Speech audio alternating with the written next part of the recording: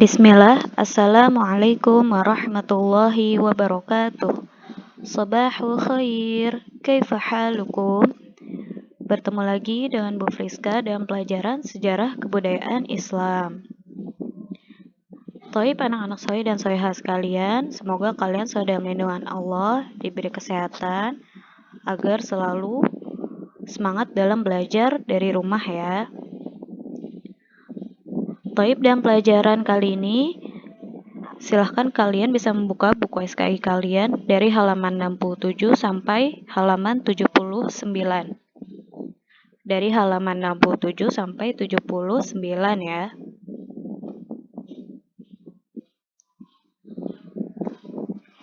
Ya, dalam pertemuan kali ini kita akan masuk ke pelajaran 4 dan pelajaran 5 masih di bab 1 semester 2 tentang kisah Nabi Adam. Sebelumnya kita sudah belajar ya tentang penciptaan Nabi Adam, lalu bagaimana Nabi Adam tinggal di surga, sampai diturunkan ke bumi. Insya Allah kalian masih hafal ya, kalian masih ingat di otak kalian bagaimana kisah penciptaan Nabi Adam sampai Nabi Adam diturunkan ke bumi. Ya, sebelum belajar, mari kita membaca basmalah terlebih dahulu. Bismillahirrahmanirrahim. Pelajaran 4, kisah anak-anak Nabi Adam. Ya, sebelumnya Bu Guru kasih tahu dulu di sini di video ini adalah rangkuman dari halaman 67 sampai 79 ya. Rangkuman dari halaman 67 sampai 79. Jadi kalau kalian masih ingin membaca lebih banyak lagi, kalian bisa membuka buku kalian di halaman 67 sampai 79. Toib Ibu ulangi pelajaran 4, kisah anak-anak Nabi Adam. Kehidupan Adam dan Hawa sebagai suami istri di bumi mulai mendapatkan buahnya, yaitu lahirlah anak-anak mereka berdua. Anak-anak inilah yang akan menjadi benih bagi bertambah banyaknya umat manusia di dunia hingga hari ini. Ya, jadi awalnya Nabi Adam dan Hawa itu tinggal di surga. Ya, kalian masih ingat ya. Lalu karena mereka melanggar larangan Allah, ya, memakan buah khuldi tersebut karena mereka tergoda oleh rayuan iblis, akhirnya mereka diamanahkan oleh Allah untuk turun ke dunia atau ke bumi. Nah, di bumi Nabi Adam dan Hawa itu kan suami istri. Jadi mereka melahirkan anak-anak yang anak-anaknya ini adalah keturunan-keturunan Nabi Adam sampai kita sekarang ya, karena kita juga masih keturunan Nabi Adam alaihi salam.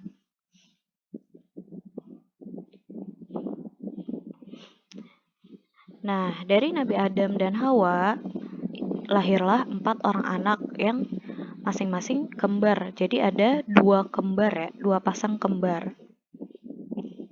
Nah, dari kembar yang pertama ada Qabil dan Iklimah. Nah, ini adalah satu pasang kembar pertama anak-anaknya Nabi Adam dan Hawa, yaitu Qabil dan Iklimah. Lalu lahir lagi kembar yang kedua, ada Habil dan Labuda. Nah, ini kalian ingat ya, Nabi Adam dan Hawa melahirkan 4 anak yang masing-masing kembar, 2 pasang kembar, yang satu Qabil dan Iklimah, dan yang kedua Habil dan Labuda. Nah, singkat cerita, intinya anak-anaknya Nabi Adam dan Hawa ini diajarkan kebaikan oleh Nabi Adam dan Hawa, ya, sudah pasti. Lalu juga dengan asuhan kedua orang tuanya ini, maka membesarlah keempat anak itu dengan cepat. Jadi, Qabil, Iklimah, Habil, dan Labuda tumbuh dengan akhlak yang baik dari kedua orang tuanya. Hingga mereka melalui masa kanak-kanaknya dan sekarang menginjak masa remaja. Nah, ketika mereka remaja, mereka sudah membantu kedua orang tuanya, ya. Anak-anak yang perempuan membantu Hawa atau ibu mereka mengurus rumah tangga di rumah, sedangkan anak-anak laki-lakinya membantu Nabi Adam atau ayah mereka untuk memenuhi keperluan hidup mereka, ya. Nah, Qabil berusaha dalam bidang pertanian, ya. Qabil berusaha dalam bidang pertanian. Nah, di sini ada ya. Qabil berusaha dalam bidang pertanian, sedangkan Habil berusaha di bidang peternakan. Masing-masing orang menjalankan tugas sesuai kedudukannya di rumah tangga.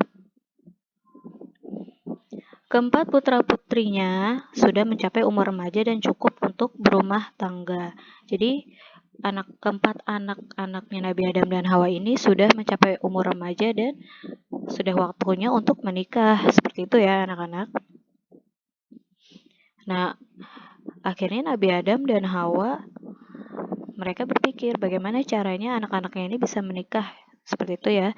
Sampai akhirnya Nabi Adam berdoa kepada Allah, meminta petunjuk kepada Allah untuk permasalahan di keluarganya ini. Nah, Allah Ta'ala memberikan ilham dan petunjuk kepada Nabi Adam agar kedua putranya dinikahkan dengan kedua putrinya.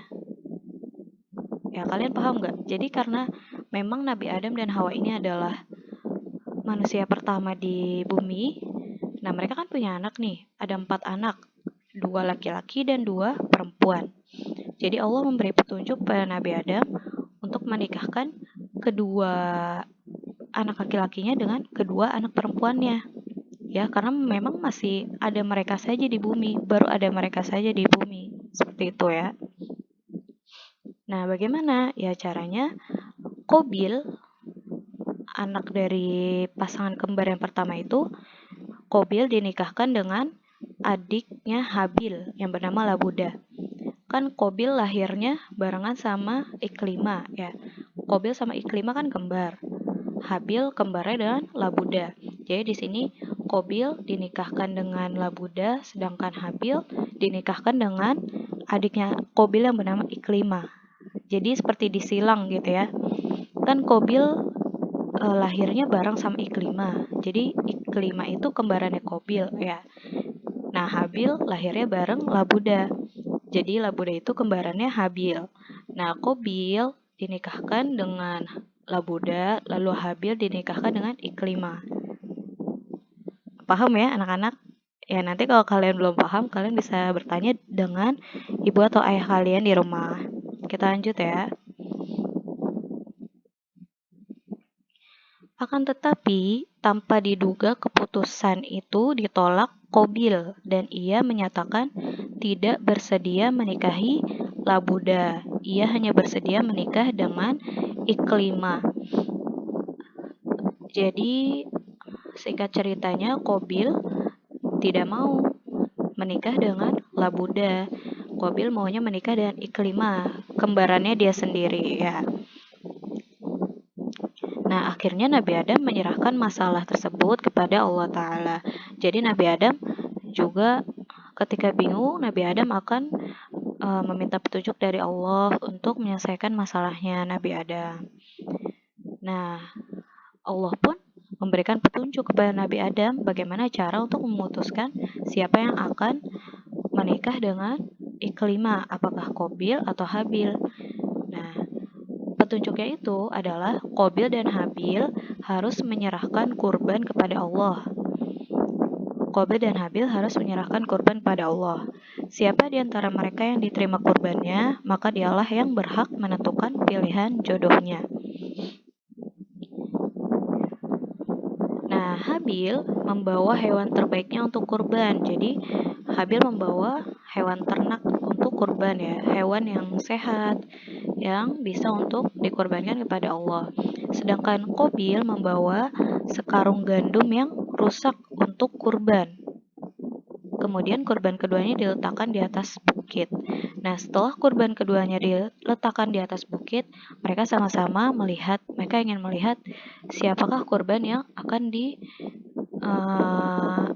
oleh Allah. Nah, jadi kalau di buku ya, di halaman 69, jadi ketika kurbannya sudah ditaruh di atas bukit ya, kurbannya Qabil dan Habil. Nah, ternyata ada api besar yang turun dari langit menyambar binatang kurbannya Habil. Ya, jadi binatang kurbannya Habil itu habis karena dimakan api. Sedangkan yang kurbannya kurban yang dibawa Qabil itu tidak tersentuh api sedikit pun, jadi tetap utuh. Nah, itu menandakan bahwa kurbannya Habil yang diterima oleh Allah, sedangkan kurbannya Qabil tidak diterima oleh Allah. Ya, kenapa seperti itu? Karena Habil membawa kurban binatang ternak yang sehat, yang memang syarat kurban seperti itu ya, kurban yang betul, kurban yang diterima oleh Allah. Sedangkan Qabil dia kurbannya itu membawa gandumnya yang rusak lagi. Nah, itu tidak diterima oleh Allah. Nah, Allah Ta'ala menerima kurban Habil dan menolak kurban Qabil. Sampai akhirnya Qabil tidak puas dengan keputusan itu.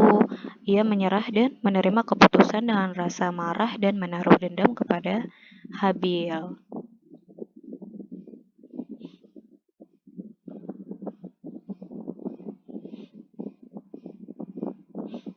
Nah, sekarang kita masuk ke pembunuhan pertama dalam sejarah manusia.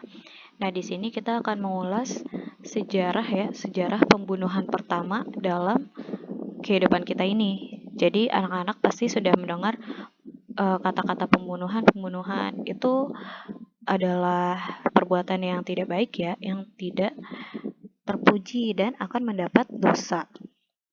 Nah, di sini kita akan membahas pembunuhan pertama dalam sejarah manusia.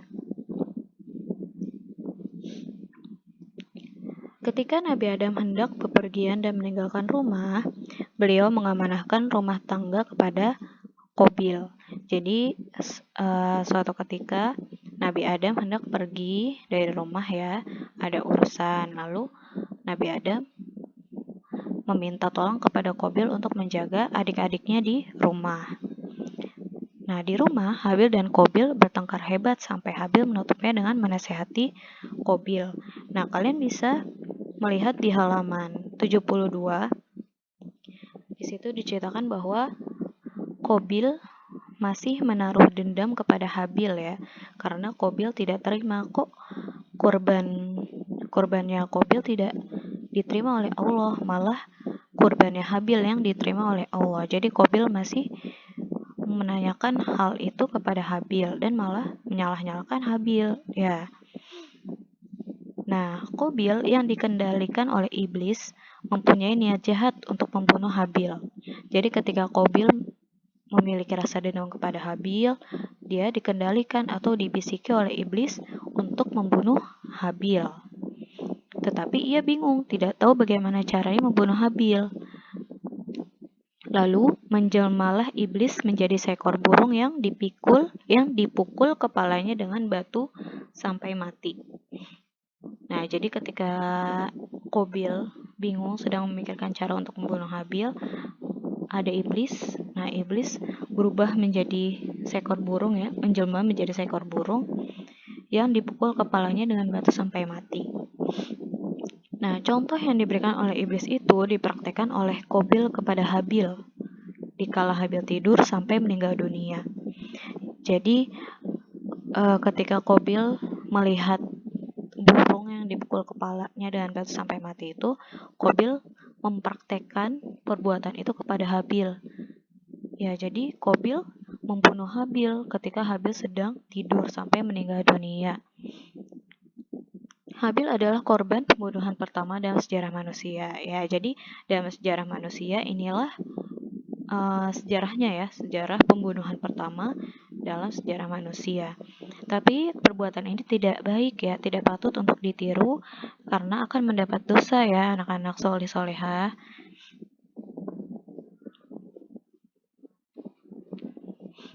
Nah, sekarang kita masuk lagi ke pembahasan penguburan jenazah Habil. Jadi setelah Habil dibunuh oleh Qabil sampai meninggal dunia,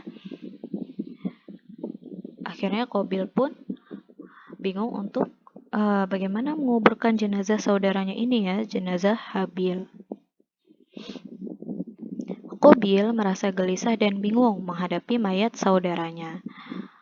Memang Qabil ini mempunyai suatu kesalahan ya. Kesalahannya dia adalah membunuh saudaranya sendiri, yaitu Habil.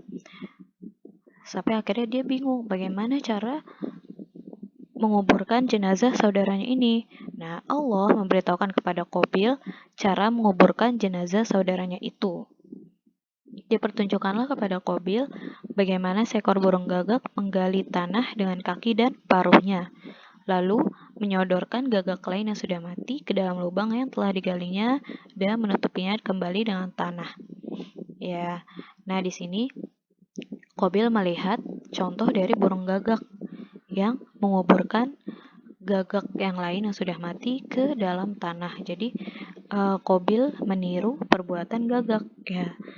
Jadi dia melihat ada burung gagak nih menguburkan gagak yang lainnya dengan dimasukkan ke dalam tanah lalu ditutup lagi dengan tanah. Jadi seperti itu awal Qabil tahu cara untuk mengubur jenazah saudaranya, yaitu Habil. Nah, singkat cerita lagi, kemudian kembalilah Nabi Adam dari perjalanan jauhnya. Nah, Nabi Adam udah pulang nih, udah balik lagi ke rumah ya. Udah balik ke rumah, ia tidak melihat Habil dan bertanya-tanya kepada anaknya yang lain. Namanya seorang ayah pasti menanyakan anak-anaknya ketika di rumah ya. Nah, Nabi Adam tidak melihat Habil di rumahnya. Lalu Nabi Adam bertanya kepada anak-anaknya yang lain, di mana Habil? Ya, awalnya Qabil menutup-nutupi kematian Habil. Sampai pada akhirnya terbukti bahwa Habil telah mati dibunuh oleh Qabil. Jangan sampai kita seperti itu ya. Nauzubillah min dzalik.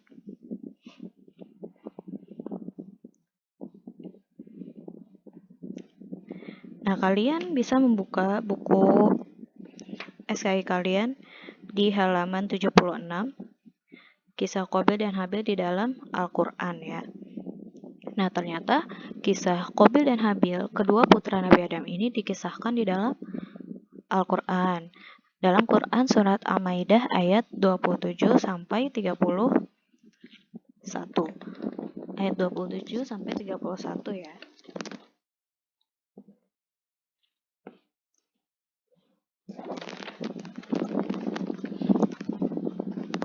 Ya, coba kalian bisa ikut membuka Al-Quran.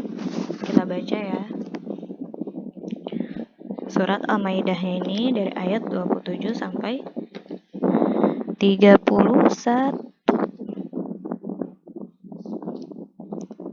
Sudah ketemu ayat 27?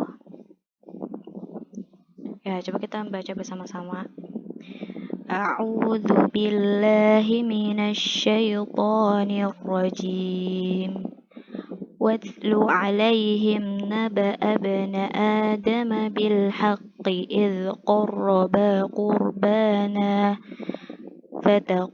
فتقبل من أحدهما ولم يتقبل من الآخر قال لأقتلنك قال إنما يتقبل الله من المتقين لئن بسطت إلي يدك لتقتلني ما أنا بباسط يدي إليك لأقتلك إني أخاف الله رب العالمين إني أريد أن تبوء بإثمي وإثمك فتكون من أصحاب النار وذلك جزاء الظالمين فطوعت له نفسه قتل أخيه فقتله فأصبح من الخاسرين فبعث الله غرابا يبحث في الأرض ليريه كيف يواري سوءة أخيه قال يا ويلتى أعجزت أن أكون مثل هذا الغراب فأواري سوءة أخيه فأصبح من النادمين.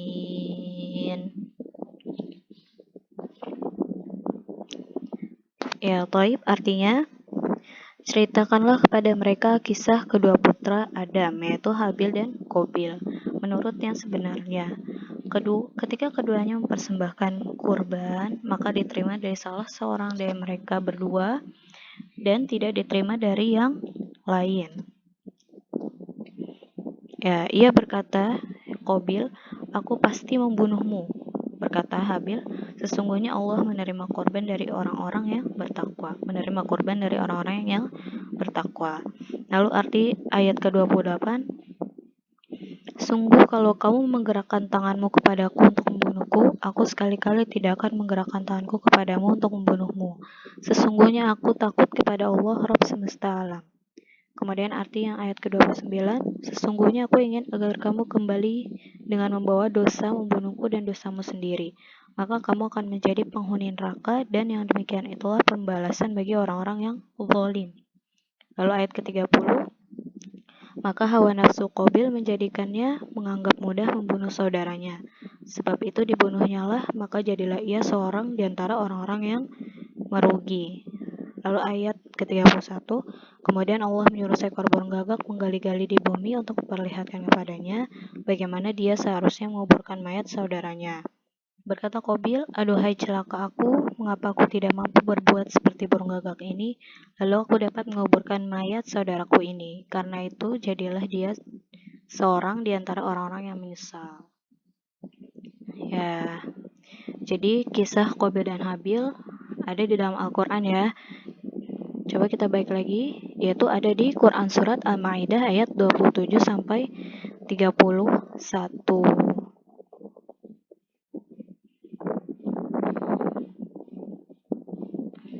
Nah, sekarang kita masuk ke pelajaran 5. Kalian bisa melihat buku SKY kalian di halaman 79.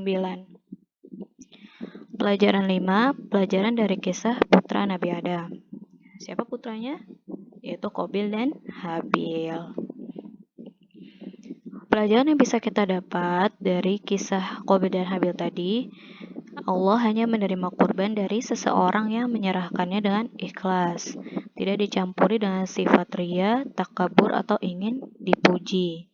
Barang atau binatang yang dikurbankan harus yang baik dan sempurna dan dikeluarkannya dari harta dan penghasilan yang halal. Makanya kenapa Allah menerima kurban Habil, karena Habil mengorbankan binatang ternaknya yang terbaik ya. Sedangkan Qabil kurbannya tidak diterima karena ia mengorbankan gandum yang sudah rusak kepada Allah ya, tidak diterima oleh Allah seperti itu. Lalu pelajaran yang selanjutnya, mengurus jenazah manusia yang terbaik adalah dengan cara menguburkannya sebagaimana telah diajarkan oleh Allah kepada Qabil. Ya, jadi kalau ada saudara kita yang meninggal atau teman-teman yang meninggal harus dikuburkan.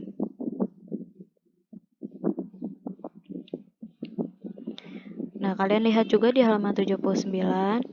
Di situ ada firman Allah dalam Quran surat Al-Isra ayat 70 ya. Yang bunyinya A'udzu billahi minasyaitonir rajim. وَلَقَدْ كَرَّمْنَا بَنِي آدَمَ وَحَمَلْنَاهُمْ فِي الْبَرِّ وَالْبَحْرِ وَرَزَقْنَاهُمْ مِنَ الطَّيِّبَاتِ وَفَضَّلْنَاهُمْ عَلَى كَثِيرٍ مِّمَّنْ خَلَقْنَا تَفْضِيلًا. Yang artinya, dan sesungguhnya telah kami muliakan anak-anak Adam, kami angkut mereka di daratan dan di lautan, kami berikan mereka rezeki dari yang baik-baik, dan kami lebihkan mereka dengan kelebihan yang sempurna atas kebanyakan makhluk yang telah kami ciptakan. Quran Surat Al-Isra ayat 70. Nah, ini juga firman Allah tentang pembelajaran yang bisa kita ambil dari kisah Qabil dan Habil ya. Ya, tapi anak-anak saya dan solihah sekalian, setelah kita mempelajari pelajaran 5 dan pelajaran 4 dan pelajaran 5 dari halaman 67 sampai 79. Sekarang ada latihan soal ya. Jawablah soal-soal di bawah ini. Nah, sudah ada 5 soal. Nanti kalian lihat, kalian salin, kalian isi ya, dijawab soal-soalnya. Insya Allah ini mudah-mudah dan kalian bisa melihat di video ini. Ya, karena penjelasannya ada di video ini semua dan Bu Guru membuat soal-soal ini berdasarkan rangkuman yang Bu Guru buat untuk video ini.